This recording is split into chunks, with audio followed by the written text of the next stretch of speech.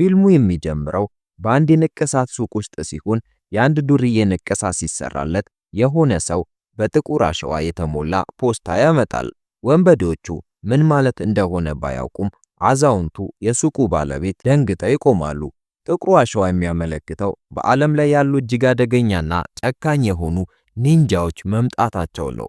ባለሱቁ ኒንጃዎቹን ከዚህ ቀደም ብሎ ስላገኛቸው ምን ያህል አደገኛ እንደሆኑ በገዛ ዓይኑ አይቷቸዋል።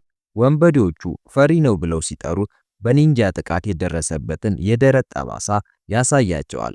እስካሁን በሕይወትም የቆየው ልቡ በቀኝ በኩል ስለተፈጠረ ብቻ እንደሆነ ይናገራል። በድንገት የአንድ ሰው ጭንቅላት ለሁለት ተቆርጦ ደም በየቦታው ይረጫል። ከዚያም ገመድ ከጣሪያው ወርዶ ሌላ ሰው ወደ ላይ ይጎተታል። ሲወረወር ግን የአንጀቱ ክፍሎች ብቻ ወደ መሬት ይወድቃሉ። ኒንጃዎቹ በጥላ ውስጥ ተደብቀው የሰዎችን አካል በአንድ ጊዜ እየቆራረጡ የደም ጎርፍ ይፈጥራሉ። ሁሉም ከሞተ በኋላ ነው ኒንጃዎቹ ከጨለማው ጥግ የሚወጡት። ከዚያም የጃፓኑን ኦዞኑ ጎሳ እንተዋወቃለን። ጎሳው የሚመራው በጨካኙ ሎርድ ኦዞኑ ሲሆን ከዓለም ዙሪያ ሕፃናትን እየሰበሰበ ወደ ምርጥ የኒንጃ ገዳዮች ለመቀየር አስከፊ ስልጠናዎችን ይሰጣቸዋል። እነዚህ ገዳዮች በዓለም መሪዎች ዘንድ በጣም ተፈላጊ ናቸው፣ ነገር ግን ከቀሪው ዓለም ተሰውረዋል። ለጎሳው 100 ኪሎ ግራም ወርቅ የሚሰጥ ማንኛውም ሰው ከነሱ መካከል ገዳይ ቀጥሮ የሚፈልገውን ሰው ማስገደል ይችላል። የኦዞኑ ጎሳ ከ100 ዓመታት በላይ ከጨለማው ጀርባ እየሰሩ ሲሆን የሩሲያ ፕሬዝዳንት፣ የጃፓን ጠቅላይ ሚኒስትር እና ከሌሎች ታዋቂ ሰዎች ግድያ በስተጀርባ አሉ። በአንዱ የስልጠና ክፍለ ጊዜ ሎርድ ኦዞኑ ራይዞ የተባለ አዲስ ልጅ ያስተዋውቃል። ራይዞ በወላጆቹ የተጣለ ሲሆን ኦዞኑ ከሱ ቀጥሎ የጎሳው መሪ እንደሚሆን ይሰማዋል። በዚህም ምክንያት ስልጠናው ለራይዞ የበለጠ ከባድ ይሆንበታል። 10 ዓመቱ ላይ ስህተት በመስራቱ ከሚቀበለው ቅጣት የተነሳ ሰውነቱ በጠባሳ ተሸፍኗል። አንድ ኒንጃ ሊኖረው ከሚገባው አስፈላጊ ባህሪያት አንዱ የመደበቅ ችሎታው ነው። ራይዞ ድምጽ በሚያሰማ የእንጨት ወለል ላይ እንዲሄድ ይደረጋል። አንድ ትንሽ ድምጽ ሲያሰማ እግሩ በሚቆራርጥ ስለታማ ነገር ይገረፋል። በሌሊት ከስቃዩ የተነሳ መተኛት ይከብደው ነበር። በሕይወቱ ለመጀመሪያ ጊዜ ደግነትን የተመለከተው አንዲት ልጅ ቁስሉ ላይ መድኃኒት ስትቀባው ነበር። እርሷ ኪርኮ ትባላለች። እሷም ኒንጃ ለመሆን ከሚሰለጥኑት አንዷ ናት። ሕፃናቱ ምንም አይነት ስሜት እንዳይኖራቸው ቢማሩ፣ ኪርኮ ግን የተለየች ነበረች። ጎሳው የሚኮራበትን ግድያ እሷ ግን አታምንበትም። ጊዜው በፍጥነት አለፈ። ራይዞ እና ኪርኮ አብረው ያደጉ ቢሆንም ብዙም አይነጋገሩም ነበር፣ ግን ሁል ጊዜም እርስ በርስ ይጠባበቁ ነበር። ራይዞ ኦዞኑ ከዚህ በፊት ካሰለጠናቸው ኒንጃዎች ሁሉ በጣም አደገኛው ነበር። ሆኖም ግን ከታኬሺ ጋር ባደረገው ፍልሚያ ታኬሺ ተንኮል ተጠቅሞ አሸነፈው። መምህሩ ታኬሺን ከመውቀስ ይልቅ ራይዞን ደካማ ነው ብሎ ይወቅሰዋል። ከዚያም ከባድ ስቃይ የሚፈጥር የጣት መቆለፊያ ዘዴ ተጠቅሞ ያሰቃየዋል። ከሕክምና እርዳታ ውጪ ያንን ሌሊት መትረፍ ደግሞ የመጨረሻ ፈተናው ነበር። በማግስቱ ጠዋት ኦዞኑ ተመልሶ ሲመጣ ለቀጣዩ ቀን ስልጠና ዝግጁ ሆኖ ያየውና ፈተናውን በማለፉ ይኮራል። ብዙም ሳይቆይ ራይዞ ጎሳ ውስጥ በጣም ጎበዝ ኒንጃ ሆነ። አይኑን ተሸፍኖና እጁ ታስሮ ተጋጣሚዎቹን ያሸንፋል። ኪርኮ በሱ ትኮራለች። በሌላ በኩል ግን ከኦዞኑ የአኗኗር ዘይቤ ጋር ትቃረናለች። የጎሳውን ሕጎች ደጋግማ ችላ ትላለች። ራይዞም ያስጠነቅቃታል። መሪው ካወቀ ልቧን እንደሚያወጣው ይነግራታል።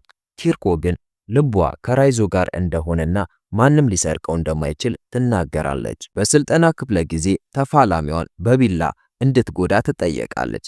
ነገር ግን ኪርኮ ማድረግ ሲያቅታት ኦዞኑ ፊቷን ይቆርጣትና ወደ መታሰሪያ ይጥላታል። ራይዞ ሾልኮ ወጥቶ ሊያገኛትና ውሃ ሊሰጣትም ይሞክራል። ከጥቂት ቀናት በኋላ በዝናባማ ምሽት ኪርኮ ለማምለጥ አጥሩን ትወጣለች። ራይዞንም እንዲቀላቀላት ለመነችው። ግን ራይዞ ለእርሱ ብቸኛ የሆነውን ጎሳውን ለመተው ፈቃደኛ ባለመሆኑ እዚያው ይቆያል። በመጨረሻ ግን ኪርኮ ተያዘችና ልትገደል ትዘጋጃለች። ታኬሺ የተባለው ኒንጃ በሁሉም ፊት ልቧን ወቅቶ ይገላታል። በዚያ ቀን የራይዞ አንድ አካል ይሞታል። ግን አሁንም ለጎሳው ታማኝ ሆኖ ለመቆየት ይወስናል። ትዕይንቱ ከጥቂት ዓመታት በኋላ ወደ በርሊን ይመለሳል። ማይካ የተባለች የፎረንሲክ መምህር የዚህን ጎሳ መኖር የሚያረጋግጥ ማስረጃ አገኘች። ይህ መረጃ ምን ያህል አደገኛ እንደሆነ ሳታውቅ ለሥራ ባልደረባዋ ማስሎ ታሳየዋለች። ማስሎ ሚስጥራዊ የኒንጃ ድርጅት አለ ብሎ ማመን አይፈልግም። ግን ማይካ የዓለም መሪዎች የገንዘብ እንቅስቃሴ ከብዙ ታዋቂ ሰዎች ሞት ጋር ያለውን ግንኙነት የሚያሳይ ሪፖርትን ታሳየዋለች። አሁን ማስሎ ፍላጎት አድሮበት ጉዳዩን በጥልቀት ለማየት ወሰነ። ከፍተኛ የሩሲያ ሰላይ የነበረው ሳባቶን ከዚህ ቀደም በዚህ ጉዳይ ላይ ጥናት እንደሰራ ያውቃሉ። ነገር ግን ስራው እውቅና ማግኘት ሲጀምር እንደ እብድ ተቆጥሮ ከስራው ተባረረና በመጨረሻም በኒንጃዎች ተገደለ። በዚያን ጊዜ ራይዞ በበርሊን ከተማ ውስጥ ለልዩ ተልዕኮ በአፓርታማ ውስጥ ይኖር ነበር።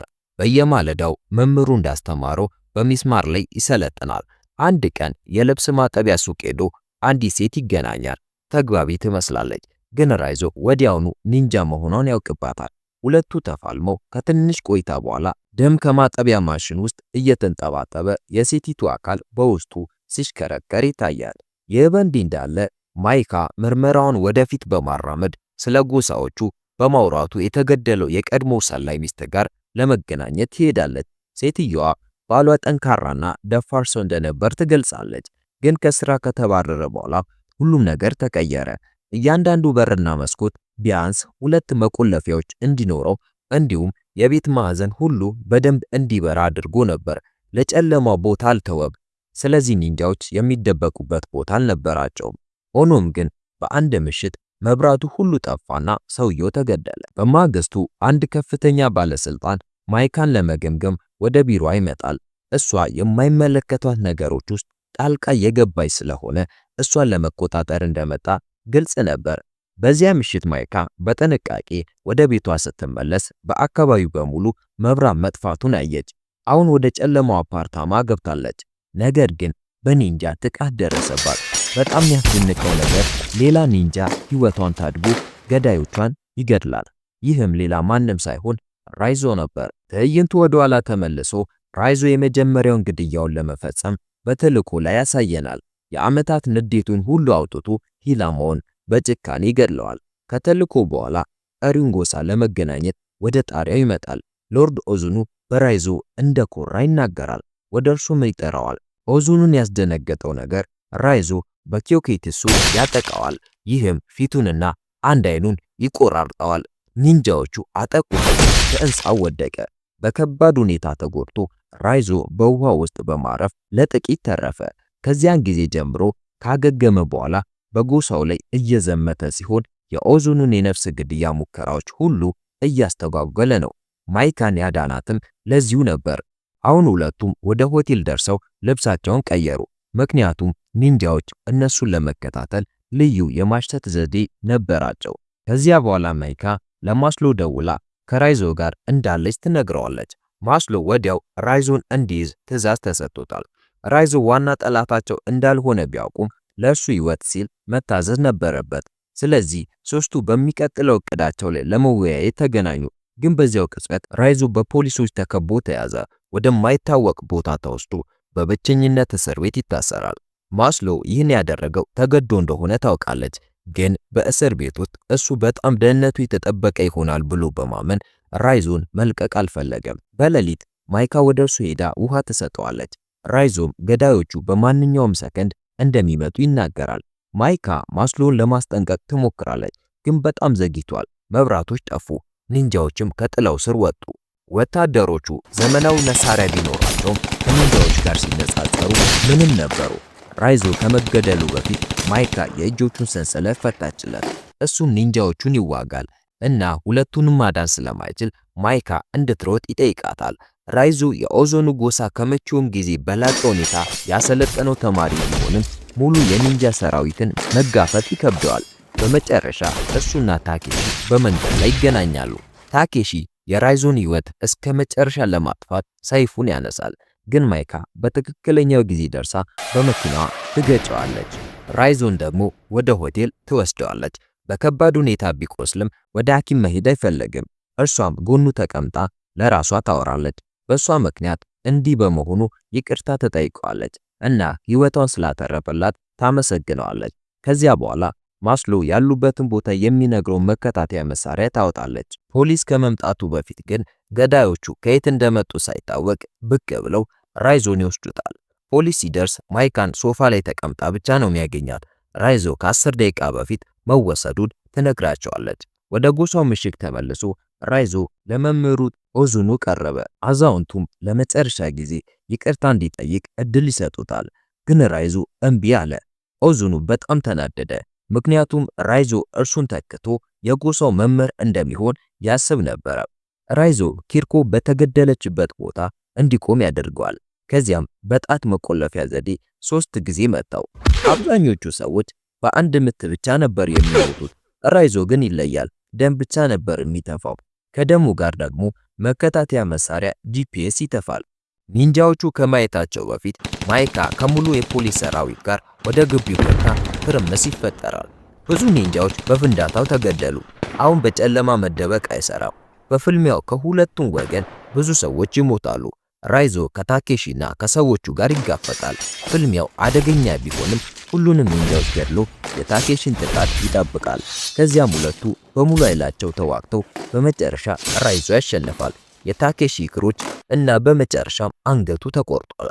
አሁን ራይዞ መጋፈጥ ያለበት የቀድሞ መምህሩን ኦዙኑን ብቻ ነው። አዛውንቱን ሰዎች ውጪ ሲሞቱ በክፍል ውስጥ ተቀምጠው ያገኛቸዋል። በአየር ላይ በመጥፋትና ከራይዞ ጀርባ ከጥላ ውስጥ በመውጣት ብቃቱን ያረጋግጣል። በአንድ ግፊት ብቻ ራይዞን ወደ ሌላ ክፍል ሸኘው። ከዚያም ሁለቱም ሰይፋቸውን አውጥቶ ከባድ የሰይፍ ፍልሚያ ይጀምራሉ። ኦዙኑ ይቅርታ እንዲጠይቅ እድል ይሰጠዋል። ራይዞን አባቱ ነኝ ብሎ ይናገራል። ራይዞ ግን የማንም ልጅ እንዳልሆነ ይመልሳል። ኦዙኑን የሚገድልበት ሰከንድም የህይወቱ የመጀመሪያ እስትንፋስ እንደሚሆን ይናገራል። ይህን ከተናገረ በኋላ ሁለቱ እርስ በርስ ይዘላሉ። ኦዙኑ ግን እንደገና ይጠፋል። በድንገት ማይካ ራይዞን ለመርዳት ተስፋ በማድረግ ወደ ክፍሉ ትመጣለች። ሆኖም ኦዙኑ ከጥላው ተመልሶ ወጥቶ ደረቷ ላይ በሰይፍ ወቅቶ ያጠቃታል። ፍልሚያው ወደ ኦዙኑ ወገን ያዘነብላል። ራይዞ ግን ተመሳሳይ ዘዴ ተጠቅሞ ከጥላው እየወጣ ደጋግሞ ሰውነቱን ይቆራርጣል። በመጨረሻ ሰይፍ ትከሻው ላይ ተወግቶ ይገደላል። ራይዞ ማይካን ወደ ውጭ ያመጣታል። አምቡላንስም ለእርዳታ ይመጣል። እሷም ልክ እንደ ባለሱቁ ልቧ በቀኝ በኩል ሆኖ እንደተፈጠረች ተረጋገጠ። ይህም ማለት በህይወት ትተርፋለች። በመጨረሻው ትዕይንት ራይዞ ኪርኮ እንደፈለገችው ከአካዳሚው ግድግዳ ላይ ይዘላል። ፊልሙም በዚህ ይጠናቀቃል። ተመሳሳይ ፊልሞችን በየቀኑ ለማግኘት ይህን ቻናል ሰብስክራይብ ማድረግ አትርሱ። ታሪኮችን ከወደዳችሁ ደግሞ ላይክ በማድረግ በሚቀጥለው ፊልም እንገናኝ።